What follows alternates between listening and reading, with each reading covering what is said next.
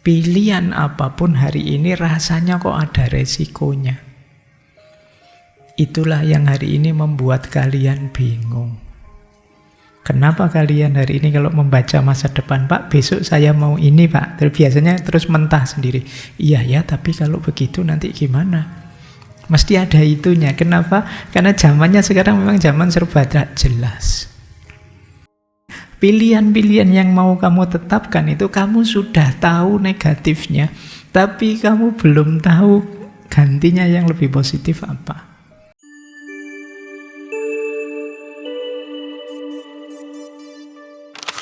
Assalamualaikum warahmatullahi wabarakatuh.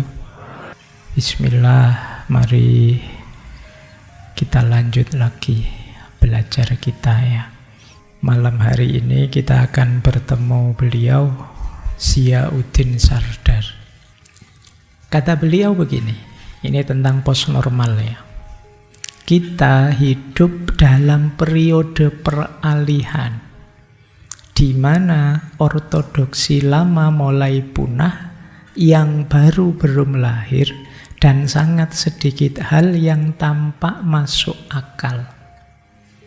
Jadi zaman kita ini zaman yang sedang akan berubah. Yang lama sudah kita kritisi habis-habisan karena banyak kelemahannya, yang baru belum ada. Ini kan zaman bingung berarti kan. Yang lama kita sadar ini, yang lalu itu kurang ini, kurang itu dan lain sebagainya, tapi yang baru belum lahir. Ini adalah masa ketika semua pilihan tampak berbahaya, cenderung mengarah pada kehancuran jika tidak sepenuhnya melewati jurang. Pilihan apapun hari ini rasanya kok ada resikonya. Itulah yang hari ini membuat kalian bingung. Kenapa kalian hari ini kalau membaca masa depan, Pak, besok saya mau ini, Pak. Biasanya terus mentah sendiri. Iya ya, tapi kalau begitu nanti gimana? Mesti ada itunya. Kenapa? Karena zamannya sekarang memang zaman serba tak jelas. Kamu mantep, pokoknya Pak, saya lihat enak itu kalau jadi guru, Pak. Tapi jadi guru juga susah ya. Kemarin ada guru kok demo gajinya kecil, ada guru digugat wali murid, ada terus kamu, Anda jadi guru ndak enak. Ngomong, mungkin enak jadi politisi, tapi yuk kamu lihat contoh kok ya ndak positif. Mungkin enak jadi pilihan-pilihan yang mau kamu tetapkan itu kamu sudah tahu negatifnya, tapi kamu belum tahu gantinya yang lebih positif apa. Itu yang disebut zaman post normal. Jadi yang negatif yang lama kita tahu semua, cuma alternatif barunya apa. Jangan kaget kalau kalian baca berita-berita itu banyak sekali komentar-komentar kritis. Kritis itu kan luar biasa. Ini salah, ini keliru, ini ndak pas. Tapi yang barunya bagaimana itu bingung. Makanya kadang orang ngeritik terus kita, Mas sampean ngeritik saja, mbok yo tawarannya apa? Lah kok enak saya suruh mikir tawaran. Itu sebenarnya dia enggak tahu tawarannya apa. Dia bingung harus bagaimana. Karena memang zamannya zaman post normal. Banyak hal yang selama ini kita anggap normal, konvensional dan ortodoks tidak lagi berlaku. Dunia itu sendiri kini menjadi tempat yang jauh lebih tidak pasti. Jadi kasih contoh kemudian beliau.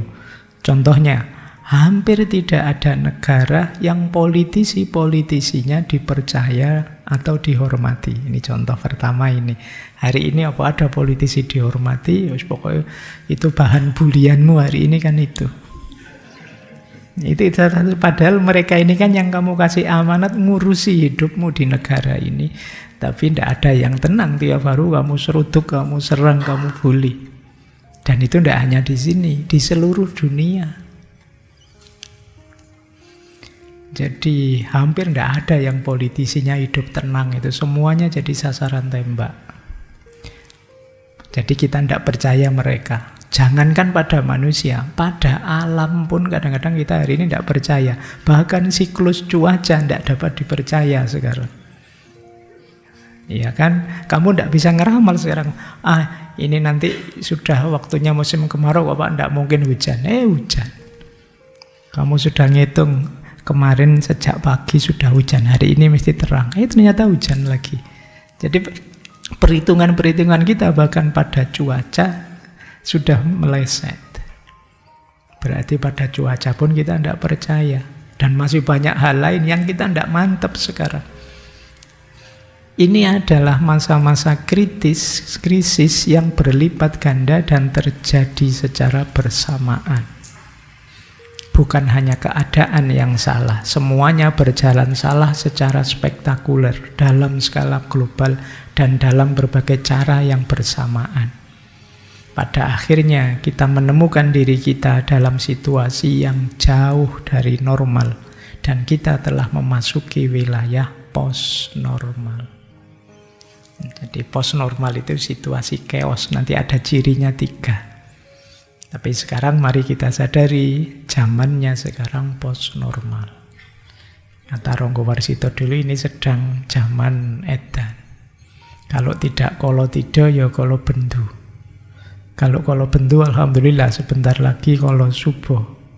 Hidup enak. Tapi kalau masih kolo tido, kamu harus siap-siap karena sebentar lagi zaman kehancuran, namanya kolo bendu.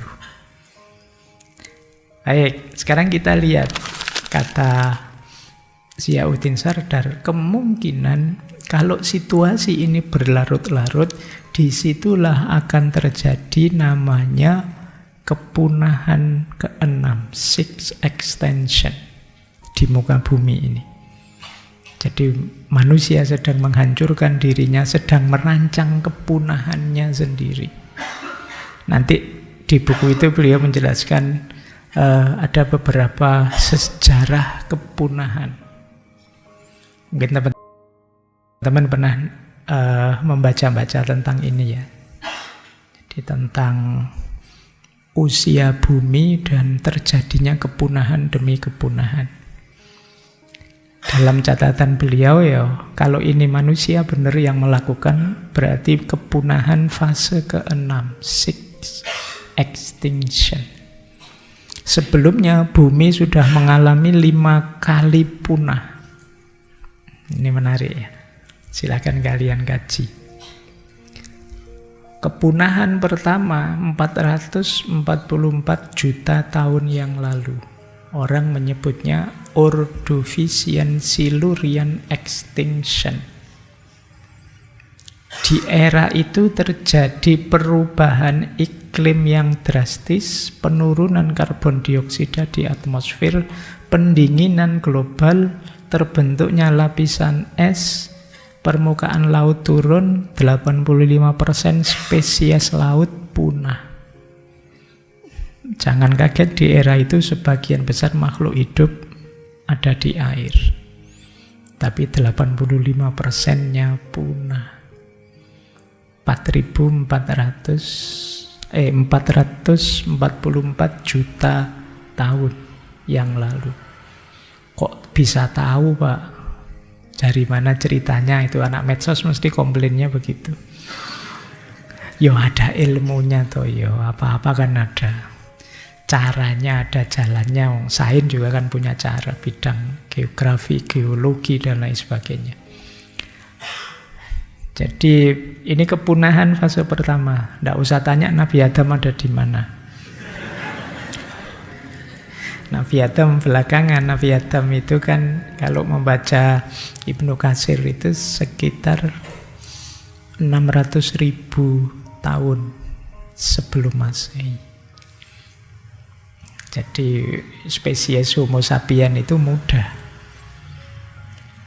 Dan sebentar lagi kalian punahkan sendiri kalau kalian tidak hati-hati. Setelah itu 375 sampai 359 juta tahun.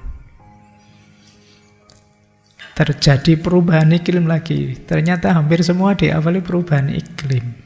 Aktivitas vulkanik. Oksigen di lautan turun. Terjadi ledakan tanaman darat yang mengubah siklus karbon dioksida tadi.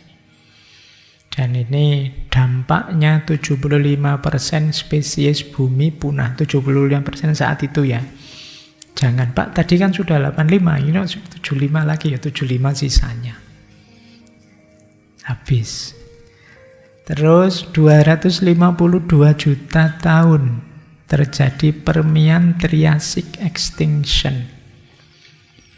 Ini paling besar, namanya The Great Dying. Aktivitas vulkanik besar di Siberia yang melepaskan rumah kaca, kemudian pemanasan global ekstrim, pengasaman laut, penurunan oksigen. 96% spesies laut dan 70% spesies darat punah. Kemudian 201 juta tahun yang lalu, Triassic Jurassic Extinction.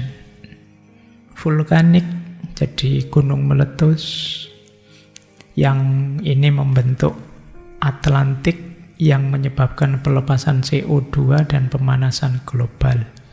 80% spesies lagi punah. Itu kalau tidak punah mungkin manusia tidak kebagian tempat sampai hari ini. Itu punahnya besar-besar. Nah, punah di era Triassic Jurassic ini nanti yang membuka jalan dominannya dinosaurus yang kalian kenal itu, era Mesozoikum. Era Mesozoikum itu orang menyebutnya zaman reptil. Ini dinosaurus berjaya di era ini. Ya sekalian lihat kayak di film-film itu ya. Tapi kemudian dia punah di 66 juta tahun yang lalu. Penyebabnya ternyata tumbuhan asteroid di kawasan Meksiko. Asteroid besar nabrak, perubahan iklim mendadak, kebakaran besar, kemudian ada nuclear winter, suhu turun drastis karena ada debu di atmosfer, dinosaurus punah. Yang tersisa mamalia-mamalia kecil. Termasuk itu nanti yang berevolusi kalau pakai teorinya Darwin menjadi Homo sapien. Yang tersisa sampai sekarang, sampai kalian yang malam hari ini di masjid ini. Itu sisa-sisa kepunahan dalam sejarahnya bumi. Oke ya, ternyata ini history of extinction, sejarah kepunahan demi kepunahan. Kalian boleh baca, cari lagi referensi tentang ini ya, jangan-jangan bernasib sama. Ini loh six extinction itu. Jadi six extinction itu kepunahan ke-6 kalinya di bumi, yang ini karena manusia. Kalau tadi kan sebagian besar alami, ini manusia. Jadi karena aktivitas manusia, perubahan iklim, pemanasan global, deforestasi, polusi, eksploitasi sumber daya alam, manusia yang sewenang-wenang, tidak mampu ngontrol tindakannya. Akarnya extinction apa? Crisis of modernity. Krisis modernitas, paradigma modern yang fokusnya hanya eksploitasi ekonomi dan teknologi.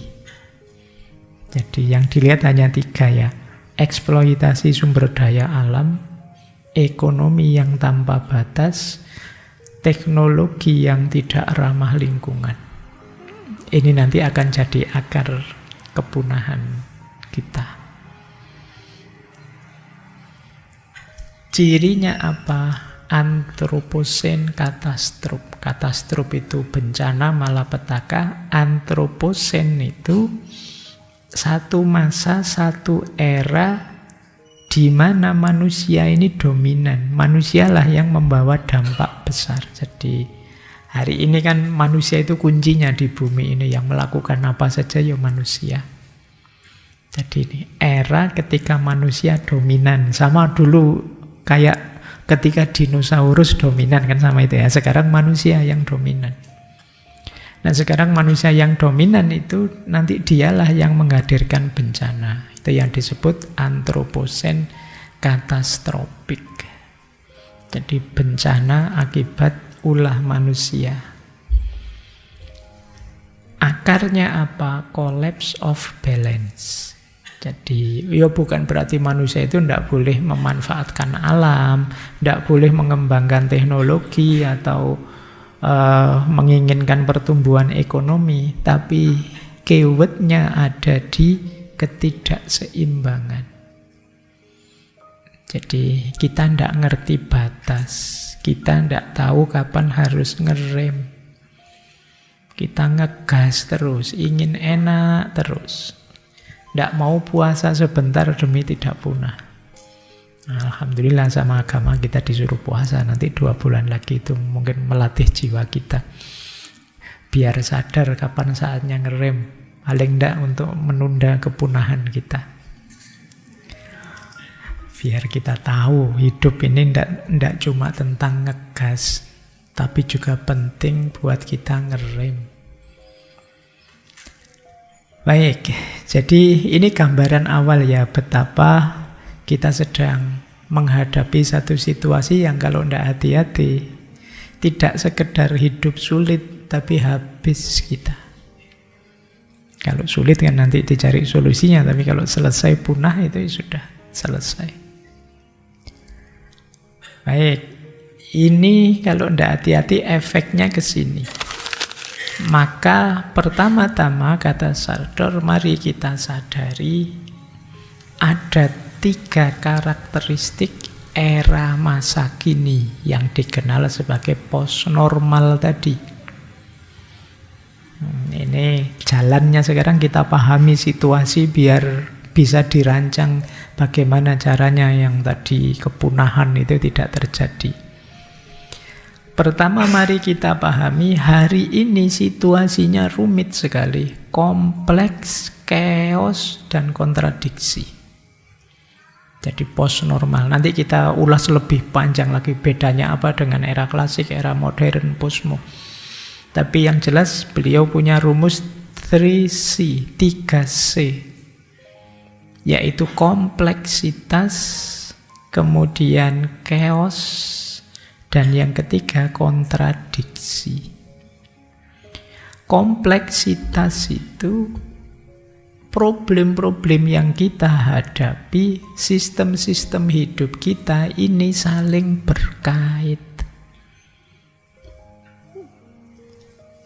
Misalnya kalian, Pak, saya ingin menyelesaikan problem lingkungan. Problem lingkungan itu tidak bisa kalian hanya ngurusi lingkungan, ngurusi sampah, ngurusi itu saja. Ini rumit jaringannya.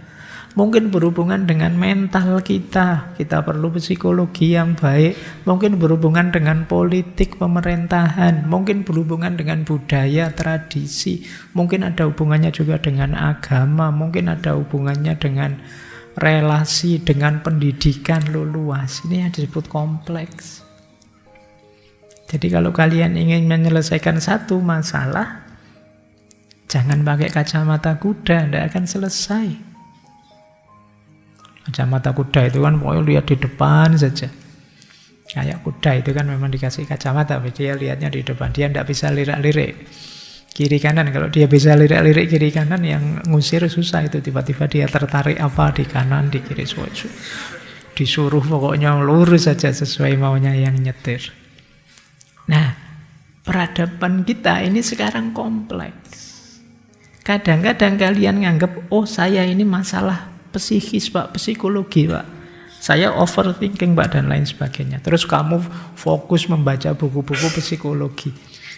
Jangan-jangan kamu lupa, tidak sesimpel itu Mas. Ya mungkin masalah akarnya di psikis, tapi ini mungkin berhubungan dengan ekonomi, berhubungan dengan sosial, berhubungan dengan budaya.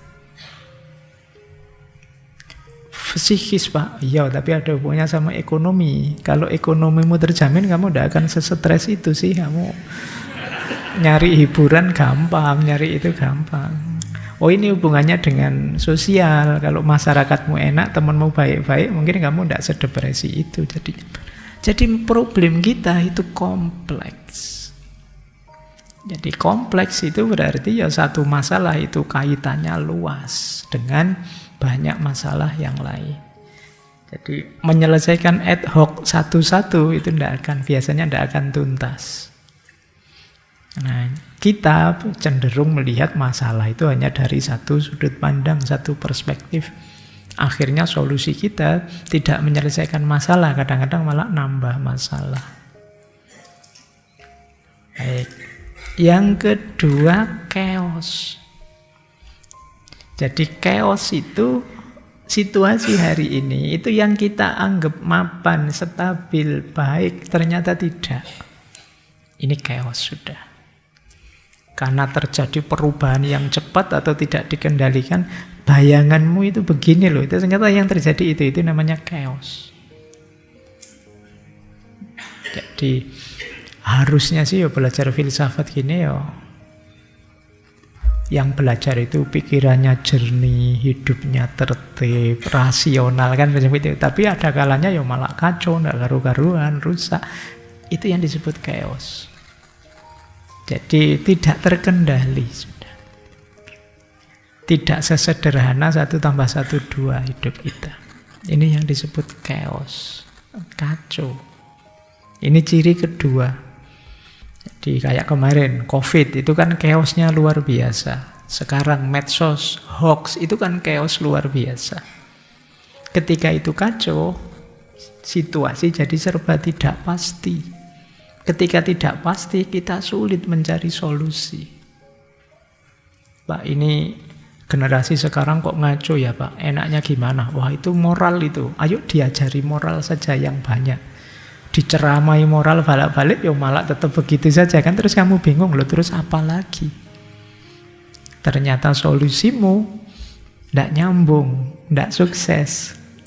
Itu yang disebut chaos. Harusnya sih baik, tapi ternyata kok enggak ya.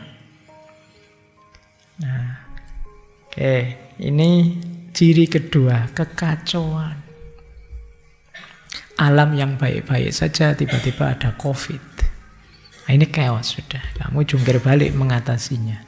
Tiba-tiba kamu difitnah orang di medsos. Puyeng kamu mengatasi, ini yang disebut chaos.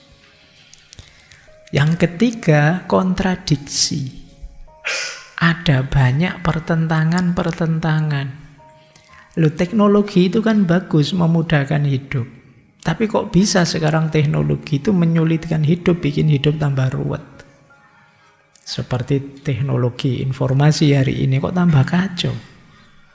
Kapitalisme, kata Sardar, itu sebenarnya ya salah satu cara untuk meningkatkan kemakmuran. Orang bebas mencari uang, orang bebas meningkatkan kapasitas ekonominya dalam kapitalisme. Tapi kok malah yang terjadi, gaps antara kaya miskin tambah panjang, tambah jauh. Ini kontradiksi namanya. Oke, perubahan iklim. Kita merasa sih memang iklim berubah dan ini mengancam kita. Kita sadar kita harus peduli ekologi, peduli lingkungan. Tapi kelakuan kita kok tidak menggambarkan itu. Ini namanya kontradiksi. Yang kalian omongkan dengan yang kalian lakukan beda, itu kontradiksi. Nah, jadi postnormal ini berisi hal-hal yang kompleks, chaos, dan kontradiksi. Jadi kontradiksi itu rasanya kok baik tapi ternyata ya tidak juga. Rasanya kok ngaco tapi ternyata ya ada manfaatnya juga. Itu kan selalu begitu. Rasanya kok penting tapi kok ya akhirnya ya merusak juga. Nah, ini namanya kontradiksi. Jadi hidup ternyata tidak sesimpel bayangan kita. Makanya seperti di yang Culhan minggu lalu ya, jangan mudah terpesona oleh narasi-narasi tunggal seperti kamu pasti bisa. Hidup ini pasti mudah. Apa sih yang kita tidak bisa kalau mau belajar? Iya itu. Kamu nanti kejebak sendiri loh di situ. Nanti kamu jadi depresi kan. Lu wong katanya Pak Guru saya pasti bisa, kok tidak bisa-bisa ini gitu kan. Ya, terus kamu stres gara-gara itu. Ya, baik. Saya kapan itu ada kajian, ada pertanyaan menarik begini. Pak, katanya Al-Quran itu kan, barang siapa banyak berzikir, ingat Allah, hidupnya jadi tenang. Saya banyak zikir Pak, insya Allah saya banyak ingat Allah, tapi kok tidak tenang ya Pak? Saya banyak masalah Pak. Masalahmu apa saja? Saya banyak hutang Pak, kena pinjol. Saya, nah iya udah hutang pinjol, kejerat pinjol ya, dipikir sampai berapapun ya tetap stres kamu. Kemudian orang tua marah-marah karena kuliah tidak selesai-selesai. Kemudian saya baru putus, jadi saya itu masalahmu sebesar itu, dan ternyata apa Al-Quran yang salah? Al-Quran tidak salah, hidupmu yang salah. Jadi kamu yang salah menjalankan hidup. Baik, yo zikir yang bagaimana dulu? Zikir itu kan ada syarat, rukun, ada pengkondisian dulu sebelum tiba-tiba ingat Allah. Kalau sekedar ingat saja yo tidak akan ketemu dengan hasil tatma'innul qulubnya. Ingat yang bagaimana, didahului syarat apa dulu, kemudian bagaimana kemudian menyikapi zikir itu sendiri setelah dilakukan. Baik, ya kapan-kapan semoga ada waktu bahas itu. Tapi yang jelas hidup tidak sesimpel satu teori atau dua teori yang kalian pahami. Hidup ini kompleks, bahkan chaos, bahkan kontradiksi. Lanjut ya. Terus faktanya apa? Situasi post normal itu di situ pakai istilah dampaknya apa? Coba kita lihat ya, hampir di semua bidang ada masalah. Sains misalnya. Oh, kita membanggakan sains, ilmu pengetahuan. Ternyata kata Sardar banyak fakta hari ini ternyata yang kita sebut sains, ilmu pengetahuan juga seringkali tidak seobjektif yang dikatakan. Tidak netral juga. Teknologi berkembang pesat, tapi kehidupan, kualitas hidup manusia tidak meningkat. Moralitas tambah anjlok. Harusnya orang itu tambah pintar, tambah baik, ternyata faktanya tidak begitu. Sains ternyata juga seringkali jadi alat untuk kepentingan-kepentingan. Nah, ini yang disebut post normal. Jadi tidak selinier yang kita bayangkan. Kita kan sering, pokoknya kalau kita menguasai sains, hidup kita basisnya ilmu pengetahuan, pasti beres, kualitas hidup kita meningkat. Ternyata tidak sesederhana itu hidup ini. Tidak sesimpel itu. Ada banyak mungkin negara-negara yang secara sains, secara ilmu pengetahuan luar biasa pada zamannya, tapi dia runtuh juga pada akhirnya. Kemudian politik dan ekonomi. Hari ini kita gelisah oleh disinformasi, kita gelisah oleh politik yang populis, hanya ingin pencitraan, menyenangkan orang banyak. Kita pontang-panting oleh media, kita gelisah oleh kondisi ekonomi yang terpenetrasi oleh situasi global dan lain sebagainya. Ada masalah. Sosial budaya juga banyak. Kita digelisahkan pertemuan antara tradisi dan modernitas, antara lokalitas dan globalisasi. Identitas kita yang tambah rumit, tambah ruwet. Kita sulit sekarang mengenali aku yang asli itu yang bagaimana. Karena begitu banyaknya identitas kita.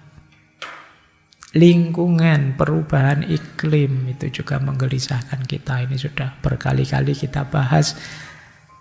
Kita tahu problem-problemnya, cuma kita belum sadar untuk ikut andil dalam mengatasinya.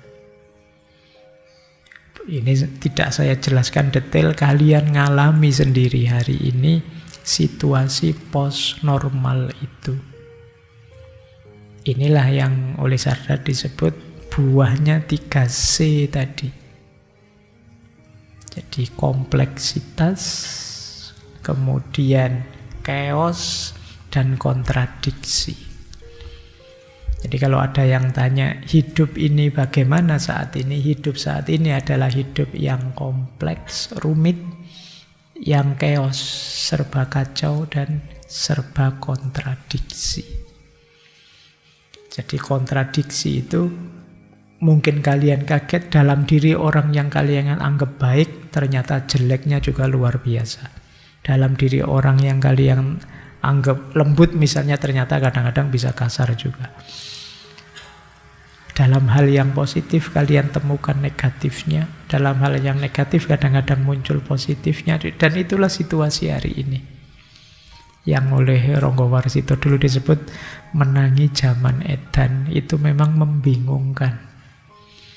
Mau ikut edan kok yo ndak berani, mosok harus jadi edan. Tapi kalau ndak edan, ndak kebagian apa-apa. Kamu milih mana? Opo edan saja, sudahlah Pak, yang penting kebagian. Salah ndak apa-apa, dosa ndak apa-apa, yang penting besok tobat kan beres. Atau mungkin prinsipmu itu, ya meskipun kata Ronggo Warsito, seuntung apapun orang yang edan, tetap lebih untung orang yang eling lan waspada. Orang yang tetap sadar tentang dirinya. Baik, ini problem. Terus, nah, beliau kalau tadi 3C, sekarang 3T, 3T, T itu tomorrow, masa depan. Dengan situasi seperti tadi, kira-kira di masa depan apa yang akan terjadi? Menurut Sardar, yang terjadi itu satu di antara tiga. Kalau bukan extended present, pasti familiar future atau unthought future. Jadi Pak, besok ada apa ini? Makanya beliau disebut futurolog, meramalkan masa depan. Besok itu bisa jenisnya extended present. Extended present itu masa kini yang diperpanjang. Sekarang zaman bingung, sekarang zaman rumit, sekarang zaman susah. Tapi kan kita bisa kuat Pak, bisa bertahan Pak. Sudahlah, kita jalan saja seperti ini, tidak apa-apa. Tidak usah mikir terlalu jauh nyari solusi ini, solusi itu. Tidak apa-apa, sudah jalan saja seperti ini. Nah masa depan ya tetap sama. Kalau tadi kita sebut hari ini zaman edan, tidak apa-apa Pak, ngedan lama-lama juga tidak masalah. Jadi kita bertahan dalam kegilaan. Kita bertahan dalam post normal. Ini namanya extended present. Jadi masa depan adalah perpanjangan masa kini. Jadi kayak kalian dulu misalnya jadi mahasiswa baru, kamu membayangkan Pak 4 tahun lagi saya lulus jadi sarjana. Sekarang mahasiswa. Nah, begitu 4 tahun kok belum lulus Pak? Ini perpanjangan dari mahasiswa Pak. Nah, itu yang disebut extended present. Dulu begitu, sekarang kok masih begitu? Kok tidak berubah? Ya enggak, ini sebenarnya perpanjangan saja dari dulu. Ada orang-orang yang ya sudah nyaman dengan situasi itu. Mungkin manusia itu kan punya daya adaptasi yang hebat. Mungkin dia mampu menanggung beban post normal tadi. Ya pada akhirnya ya tetap tidak berubah, tidak apa-apa, toh aku kuat. Kalau semula ketergantungan ya tetap ini ketergantungan.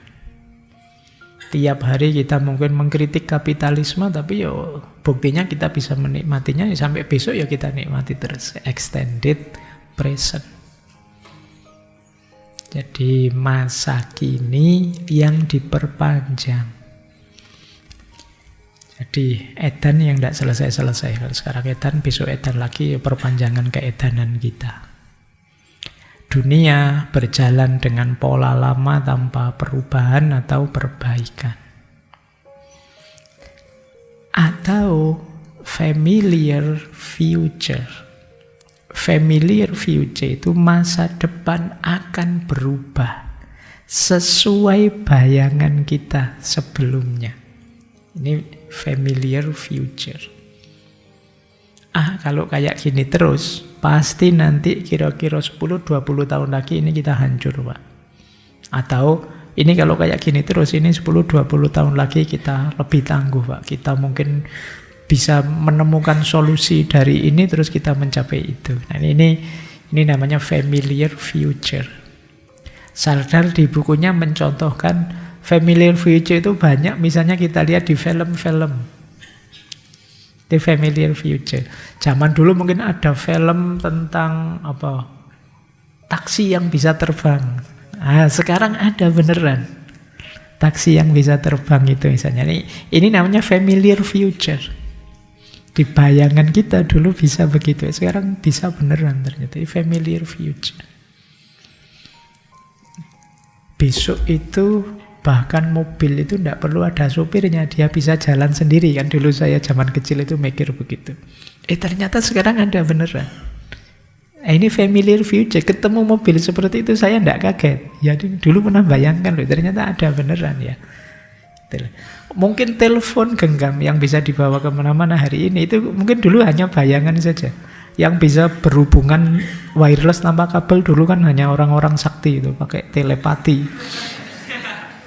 Kamu tak kasih pesan dalam hati, kamu langsung paham itu telepati. Dan banyak orang pesimis, wah tidak bisa, saya tidak sakti. Tapi sekarang bisa ternyata. Mungkin orang membayangkan, wah telepon ini kalau bisa dibawa kemana-mana enak. Dan bisa beneran. Ini familiar future. Jadi masa depan itu ada kalanya statis saja, ya extended future. Ada kalanya familiar future. Sudah kita bayangkan sebelumnya. Meskipun tentu saja pembayangan itu ada kalanya positif, ada kalanya negatif. Narasi kita tentang masa depan itu kan bisa positif, bisa negatif. Kayak tadi misalnya saya gambarkan, wah ini sebentar lagi punah, ini manusia hancur. Itu termasuk narasi yang negatif, yang pesimis. Istilahnya distopia. Distopia itu lawannya utopia. Kalau utopia kan impian-impian besar. Kalau distopia lawannya, sudahlah kita hancur, sudah kita habis, sudah tidak ada harapan lagi. Jadi di masa depan kita tamat, the end. Bani Adam selesai. Nah ini namanya narasi pesimis. Kalau besok begitu beneran, ya kita tidak kaget. Kenapa? Familiar future. Kita sudah meramalkannya. Jadi tidak perlu menunggu faktanya. Dari fakta hari ini bisa diramalkan besok. Makanya kadang-kadang ada orang itu yang, kalau tidak ada faktanya saya tidak percaya. Loh, ada banyak hal yang tidak ada faktanya tapi bisa disimpulkan. Tidak perlu kamu lihat langsung, bisa dikira, paling besok begini, itu bisa. Misalnya kalian ada teman yang sama pacarnya kebablasan, tiap malam menginap di hotel. Terus kamu bilang gini, itu paling 2-3 bulan lagi hamil kamu. Loh, fakta hamilnya kan tidak saya lihat. Tapi saya bisa meramalkan apa yang terjadi besok. Jadi tidak selalu harus saya lihat faktanya. Tapi dari data hari ini bisa saya simpulkan apa yang terjadi nanti. Itu yang dilakukan oleh para futurolog seperti Sardar ini. Jadi tidak harus kemudian dia ngerti ilmu masa depan weruh sadurunge winarah, tidak begitu. Melihat gejala hari ini menyimpulkan untuk besok. Nah, yang masih bisa dibayangkan namanya familiar future, masa depan yang masih bisa terbayang. Ada yang ketiga, kemungkinan masa depan namanya unthought future. Unthought future itu masa depan yang sama sekali tidak terfikirkan. ada banyak orang yang kaget, kok begitu ternyata. Misalnya ya tiba-tiba ada temuan apa yang antitesis dengan kemarin-kemarin. Tidak terbayangkan manusia bisa menemukan itu. Itu namanya unthought future. COVID-19 kemarin itu bagi Sardar termasuk unthought future. Orang tidak pernah membayangkan tiba-tiba muncul satu virus yang menjungkir balikkan seluruh dunia. Itu unthought future. Jadi hidup ini ada yang bisa kita prediksi, ada yang tidak bisa. Ada hal-hal yang tidak terpikirkan. Tiba-tiba datang. Betapa tidak berdayanya kita. Maka kalau kita hanya mengandalkan kemampuan kita, daya analisis kita, dan lain sebagainya, ada banyak ruang, ada banyak wilayah yang kita itu sebenarnya lemah, tidak mampu. Tiba-tiba yang terjadi kebalikan dengan yang kita bayangkan, bisa saja. Jadi unthought itu tidak pernah terbayang di kepala kita, tiba-tiba muncul yang begitu. Itu biasanya kalau ngomong gini kita nambahi dengan kata-kata qadarullah ya. Gitu, qadarullah itu kehendaknya Allah ya. Iya, kalau bagi kita yang beragama ya, kalau Allah menghendaki apa yang tidak mungkin. Cuma pikiran kita tidak membayangkan ke sana. Nah, ya tentu saja ada yang positif, ada yang negatif. Siapa tahu besok ada teknologi yang membuat kita bisa pindah tempat secepat Isra Mi'raj misalnya. Sopo ngerti kan? Ini kan tidak terbayang sih bisa, tapi seandainya bisa kan luar biasa. Unthought future.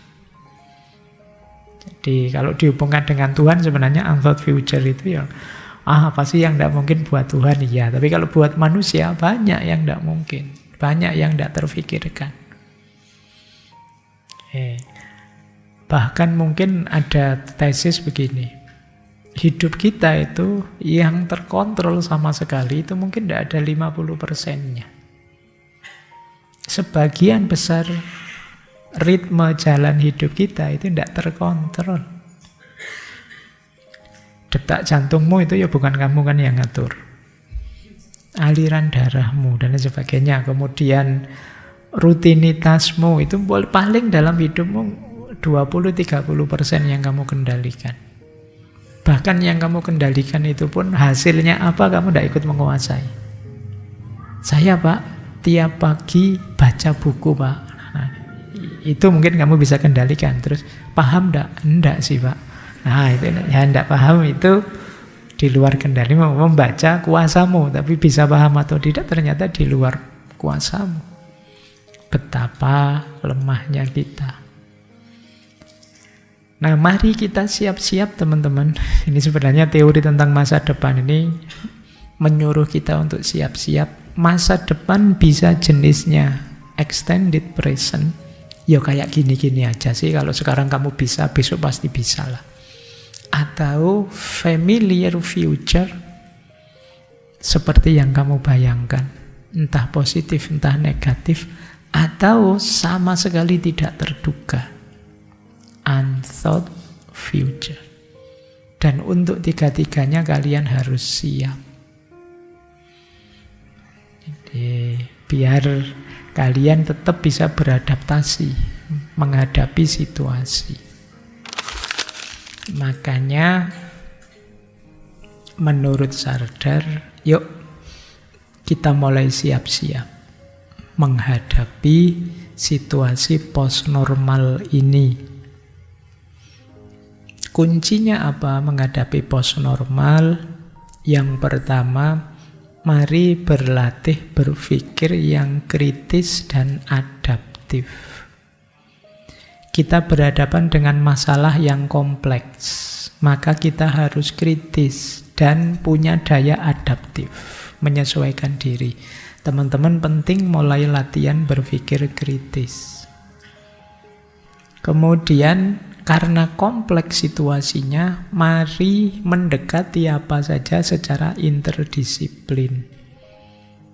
Problem-problem besar dunia yang kita hadapi itu multidisiplin. satu masalah berhubungan dengan banyak bidang ilmu. Perubahan iklim misalnya itu ya kerjasama ilmuwan, ekonom, insinyur, mungkin rohaniwan, pembuat kebijakan, pemerintah, dan lain sebagainya. Kemudian kesadaran etis dan moral. Jadi kesadaran tentang moralitas. Mungkin ada banyak hal baru, mungkin ada perubahan-perubahan, tapi tetap jangan kehilangan kendali moralmu. Ikuti perkembangan tapi tetap bertahan dengan nilai-nilai kemanusiaan. Kata Sunan Kalijaga, angeli ananging ora keli. Kemudian jangan merasa hebat sendirian, kita terbatas. Kita harus terbuka, berkolaborasi, bekerja sama dengan siapa saja. Karena ini problem besar. Sendirian kita tidak akan mampu. Bersama-sama baru kita bisa. Jadi ini kuncinya.